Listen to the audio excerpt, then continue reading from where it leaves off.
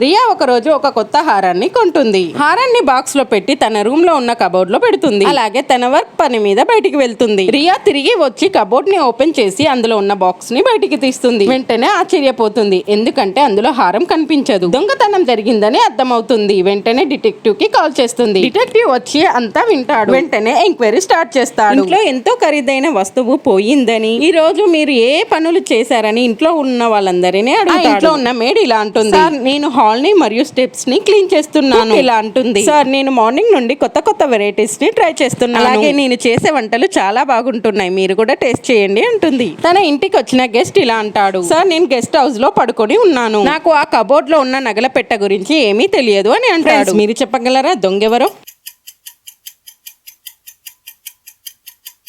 దొంగ వచ్చేసి guest. Detective విలువైన వస్తువు అని మాత్రమే చెప్పాడు, కానీ గెస్ట్ కబోర్డ్ లో ఉన్న నగలు పెట్టని చెప్పాడు. సో అలా దొరికిపోయాడు.